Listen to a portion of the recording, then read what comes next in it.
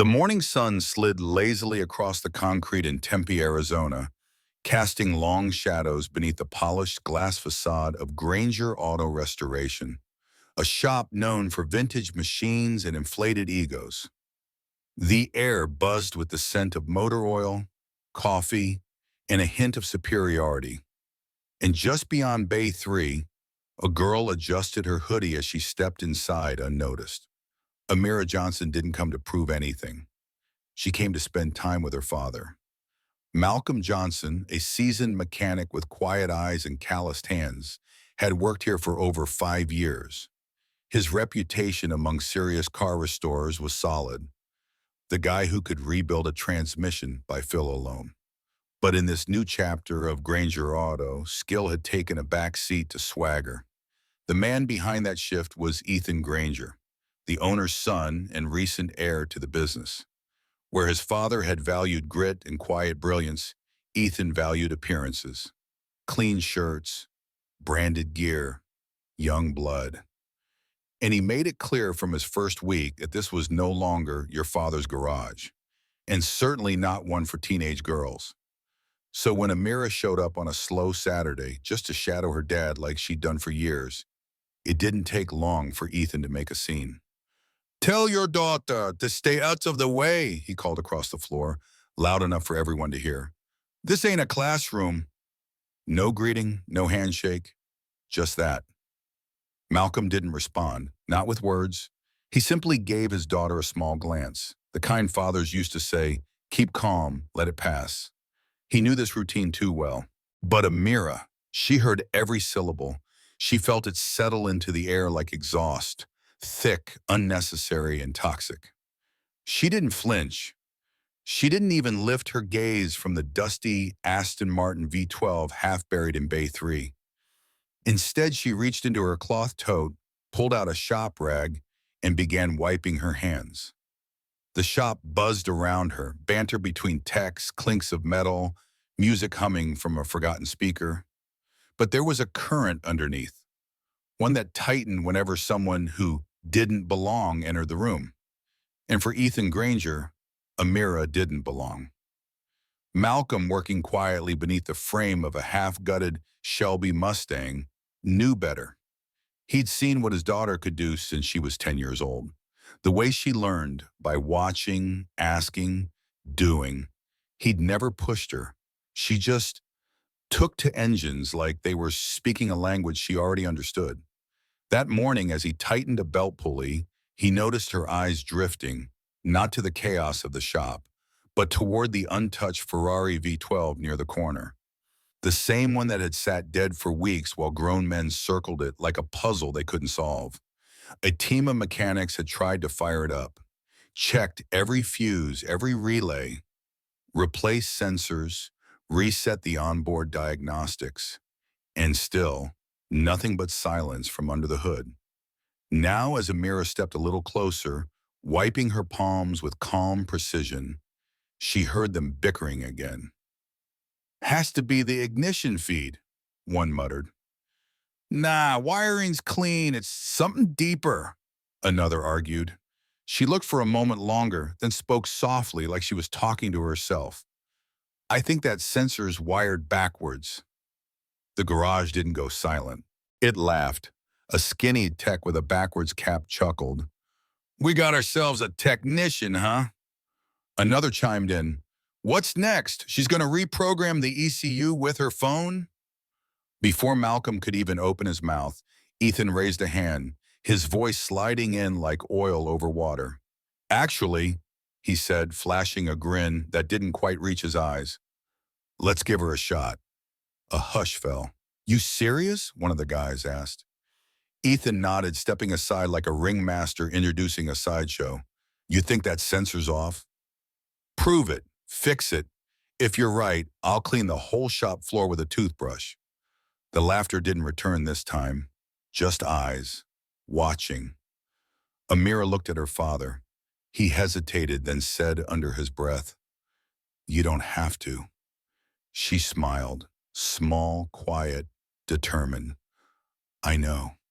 And with that, she stepped toward the Ferrari, not to prove she belonged, but because no one had ever told her she couldn't.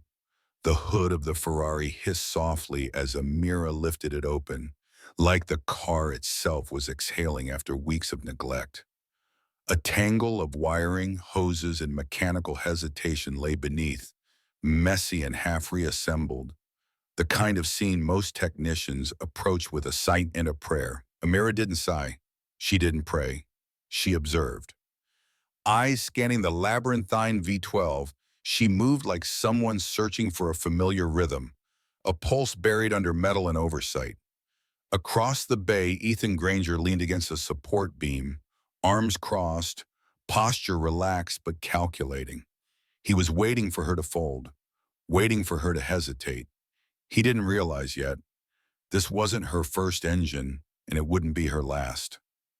One of the techs, Reese, wiry and always chewing gum, tilted his head, watching her carefully now. He was the loudest one earlier, but something about the way she moved, methodical, unbothered, made him pause. "I want to see where this goes," he muttered. Amira reached for a pair of gloves on the wall. She didn't ask. She didn't need permission. Her hands were already remembering their steps. She tucked her braids behind her shoulder and leaned in, brushing past old fingerprints and failed guesses. "You might want to let her watch a YouTube tutorial first," someone whispered. Ethan smirked. "Take your time," he called out. "We've only spent 3 weeks on that thing." She ignored him. She wasn't here to entertain. With quiet precision, she traced the harness to the ignition feed, brushing aside wires that had been disturbed too often. Some were bent at awkward angles, telltale signs of trial and error. She pressed a connector gently, loose, not broken but wrong. She exhaled, calm, not tired, and said, almost to herself, "Too many hands. The feed's misrouted. Sensor thinks it's reading 12 volts. It's not even hitting 8. A ripple moved through the room. One of the older guys blinked. "She's guessing." "She's not," Reese said, more to himself than anyone else. Amira unplugged the harness, blew out the dust, then crouched low and pulled a slim multimeter from her backpack. Her own tools, not borrowed, not loaned. She clipped it to the leads and read the numbers with the focus of someone reading sheet music. Malcolm stood nearby, silent, hands at his sides.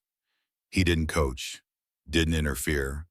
He just watched, with a face that betrayed nothing but a heart beating like a drum. He knew her skills, but this wasn't home. This wasn't safe. Ethan raised an eyebrow. "Okay, genius. You've got 20 minutes. Amira stood. "I won't need that long." That line cracked the air like a socket wrench hitting concrete. The room held its breath, not out of awe, not yet, just tension, thick and coiled. She asked calmly, "Someone hand me a T15. No one moved at first. Then, with a metallic clink, a screwdriver hit the bench. Reese. He didn't say anything as she picked it up. Neither did she. She leaned back into the engine. Her fingers were fast but never frantic. Every motion had weight, like she already knew what came next. No fumbling, no second guessing, just rhythm.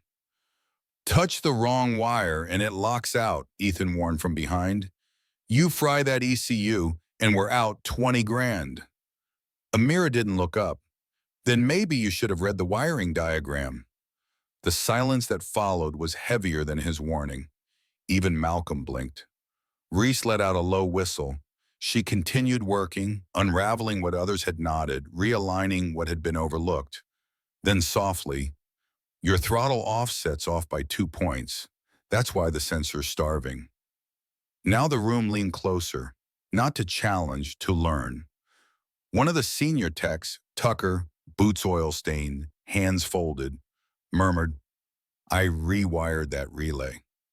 Amira looked up, not accusatory, just honest. "It's not your fault. This model's layout is reversed. Easy to miss." For the first time that morning, the room didn't see a teenage girl. They saw a technician, a real one. She glanced over her shoulder. "Dad?" Malcolm nodded once, moving toward the car. He slid into the driver's seat. Just turn the key to ignition, she said. Don't start it. He did. The dash lights blinked clean. No errors, no warnings. Whoa, Reese murmured. Now, Amira said, eyes still on the engine, we begin phase 2. And in that moment, nobody doubted that she'd finish what no one else could. No one moved. The hum of the shop dimmed into silence, as if the building itself had leaned forward. Even the stubborn Arizona heat felt less heavy as Amira leaned over the Ferrari's engine bay again. Brows knit, eyes laser-focused. All right, she murmured to herself. Airflow mods are throwing off idle mapping. ECU's still running factory defaults. How do you know we modified airflow? One of the younger techs asked, startled. I heard it, she said, not looking up. That stopped him cold. She heard it. While others had stared at the error logs, toggled through diagnostics, and scrolled forums, Amira had listened. To the rhythm, the silence, the misalignment in breath between engine and code. She unplugged a small cord from her backpack and connected it to the onboard diagnostic port beneath the dash. Her phone blinked to life. No logos, no polished interface, just lines of raw data, numbers, voltage curves, ignition maps. You can reprogram that from your phone, Reese asked, voice lowered now, not mocking, but intrigued. Remotely, not ideal but faster, she replied, scrolling through calibration lines. Ethan scoffed behind them, arms still crossed. We've had trained techs with full laptop rigs try that exact routine. Didn't work. They were reading the correction table wrong, Amir replied simply. They forced a throttle offset without recalibrating the air fuel curve. He blinked, no response. He didn't have one. She didn't gloat, she just kept working. Resetting idle slope to 7.2, she said quietly. Cutting coal start injection delay by 2 seconds. That should stabilize the handoff. She tapped her screen. A soft click echoed as the system responded. Inside the car, Malcolm looked up from the dashboard. No warning lights. Now try to crank it, Amira called without turning. He did. The engine turned over with a mechanical groan, stronger than before, still not quite firing. Almost, someone said from the back, almost like a prayer. Amira frowned, not in frustration, but calculation. Secondary coil is misaligned, she muttered. You sure? Malcolm asked. No, she admitted, but I'm not leaving it like this. Her voice was steady, not prideful, not shaken, just firm. She moved to the ignition housing, grabbing a socket set. The mechanics stepped back, not blocking, not questioning, just making space. Even Ethan didn't speak now. She adjusted the coil seating, tightened it with delicate practice pressure. No wasted movement, no hesitation. She worked like someone who didn't need reassurance, because the engine was her conversation, and she already understood the language. She's not guessing, Reese said aloud. Never was, Tucker added, leaning on a nearby bench. She stood. Try it again, Dad. This time the Ferrari didn't cough. It growled. A deep, raw pulse burst through the room as the V12 roared to life, low, smooth, hungry. The garage vibrated. No one spoke. No one breathed. They listened. To an engine that hadn't made a sound in 24 days. To a moment they never saw coming. Malcolm stepped out of the driver's seat slowly, his eyes on the trembling metal. He didn't smile. He didn't speak. He just stared, as if trying to reconcile the miracle with the girl who had caused it. Behind him, Reese approached the engine bay, watching the diagnostic display. Throttle response is clean. Temps are stable. Check the AFR, Amira said. He did. 12.7. She nodded. She's ready now? The room wasn't silent anymore. It was alive, with awe, with disbelief, with the slow-burning realization that they'd all missed what was in front of them. Even the skeptics weren't scoffing, just watching, processing.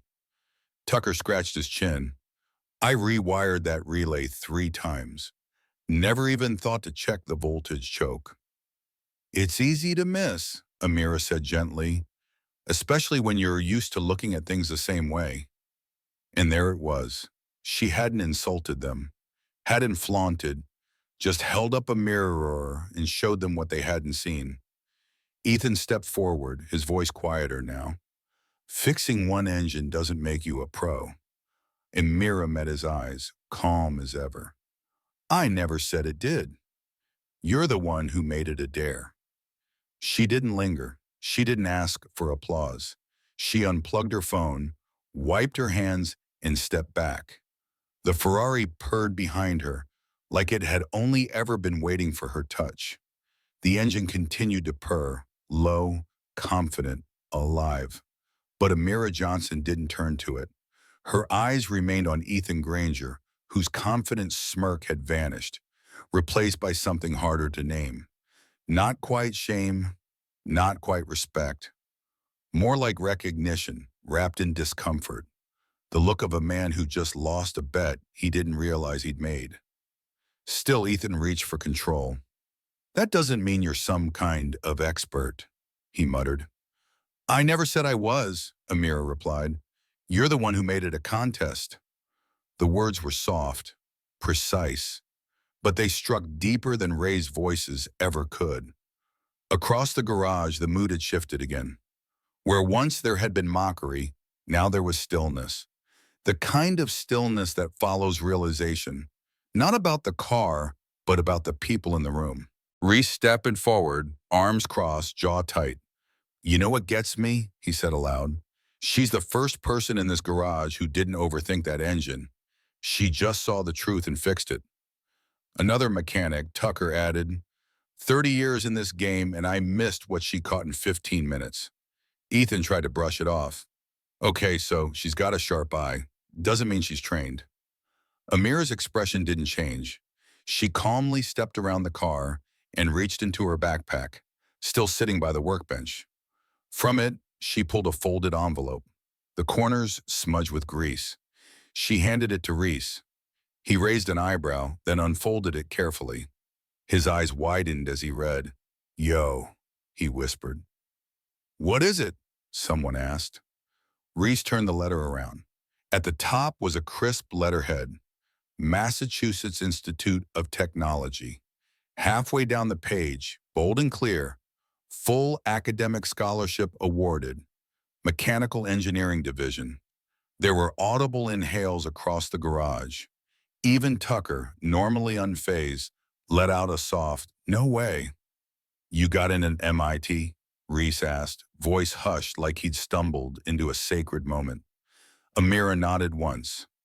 They offered the scholarship last month. Reese blinked. For what? What did you submit? A modular combustion engine, reduced waste output by 30%, she said. Built a prototype in my backyard, mostly from scrap. The garage fell utterly silent. Even the engine behind her seemed to idle more gently now, as if it too understood what had just happened. Ethan said nothing. His arms, still crossed, had dropped just slightly, a gesture of involuntary surrender. Malcolm stepped forward. His expression wasn't surprise, just quietly proud. She's been building things since she was 12, he said. First it was lawnmowers, then go-karts. Then she started fixing parts I didn't even know were broken. Victor, one of the younger techs, laughed softly. You built your engine at home and never said anything? Amira shrugged. Didn't think I had to. Reese muttered, this girl's more qualified than half of us, and none of us saw it. No, Malcolm said. You saw what you expected to see. The line landed hard and stuck. Ethan cleared his throat, searching for footing. Still doesn't mean she's ready for the pressure of real work. Reese snapped, you made this a dare and she turned it into a lesson. What more do you need? But Amira didn't pile on. She simply unplugged her diagnostic cord, rolled it back into her bag, and spoke softly. I wasn't trying to impress anyone. You put me on the spot. I just didn't want my dad to look bad. That, more than anything else, silenced the room. Not out of shame, but truth. The kind of truth that makes men reconsider the tone they have used for years without thinking. Malcolm looked at her, his jaw clenched. Not out of tension, but because some emotions were too big to speak. His eyes said the rest. Rick, one of the quieter techs, mid-40s, heavy boots, heavier history, spoke up at last. You're going to make it out there, he said, not just because you're smart, but because you stayed calm while all of us were waiting for you to fall. Amira didn't respond immediately. She just looked down at her hands, still stained with grease, and said, I've gotten used to people not expecting much. That landed differently. Reese stepped closer, nodding slowly. They do that to everybody eventually. Amira looked at him. Maybe, but not like this.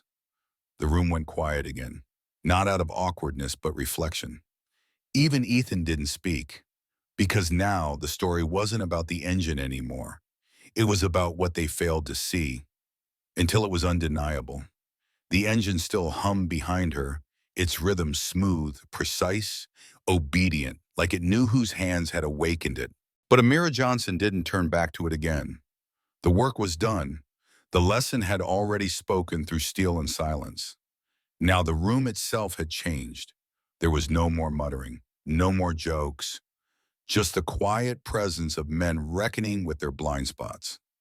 Across the bay, Reese leaned on a stool, chewing the inside of his cheek, eyes following her as if trying to piece together what he'd missed all morning. Not just the skills, but the confidence, the calm. You ever think about doing this for real? He asked. Amira blinked. What do you mean? Like full-time?